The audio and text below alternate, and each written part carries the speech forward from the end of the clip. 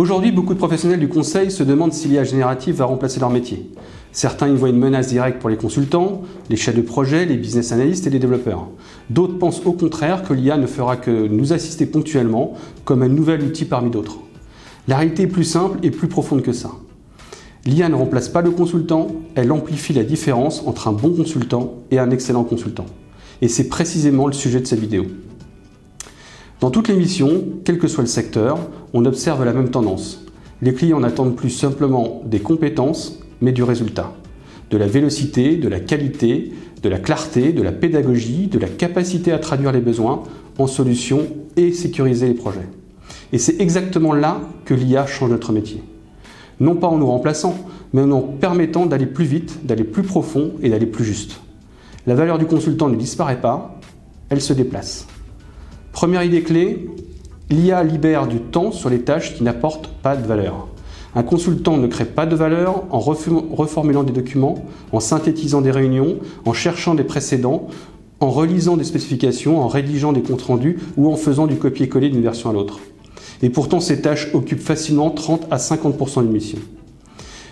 Une IA utilisée correctement prend en charge ces opérations répétitives, ce qui permet au consultant de concentrer son temps sur ce qui fait réellement la différence. L'analyse, la recommandation, la relation client, l'arbitrage, la prise de décision.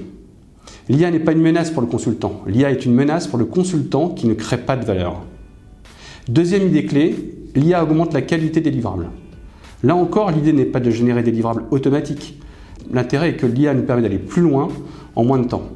Structurer un document, comparer des versions, identifier des incohérences, générer une liste de risques, proposer une matrice d'impact, créer un plan de test, analyser des logs ou des tickets, ou encore préparer un atelier. Le consultant garde le contrôle et la pensée critique, mais il bénéficie d'un copilote qui évite les angles morts, les oublis et les imprécisions. Résultat, le consultant ne produit pas plus vite seulement, il produit mieux. Troisième idée clé, l'IA devient un accélérateur d'apprentissage permanent.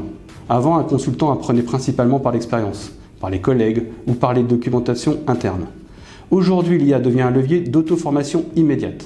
S'informer sur un domaine métier, se mettre à jour sur une méthode, comprendre une technologie, tester une hypothèse, analyser un jeu de données, simuler un scénario. Ceux qui progressent lentement progressent plus vite. Ceux qui apprenaient vite apprennent encore plus vite. Et c'est pour cela que l'écart entre consultants va se creuser.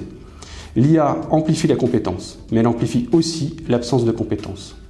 Si je devais résumer, l'IA ne remplace pas les consultants, mais elle définit ce qui crée la valeur dans ce métier. La valeur ne vient plus des tâches d'exécution ou de documentation, mais de l'analyse, de la prise de recul et de la capacité à accélérer les projets. Et le consultant qui saura exploiter l'IA sera plus rapide, plus précis, plus structuré et plus impactant.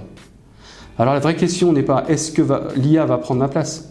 La vraie question est est-ce que je vais saisir l'IA pour augmenter la mienne? Parce que dans les années qui viennent, il n'y aura pas 2 catégories de consultants, mais 3. Ceux qui ne l'utiliseront pas, ceux qui l'utiliseront ponctuellement et ceux qui en feront leur accélérateur quotidien. Et c'est cette 3e catégorie qui va créer la norme de demain.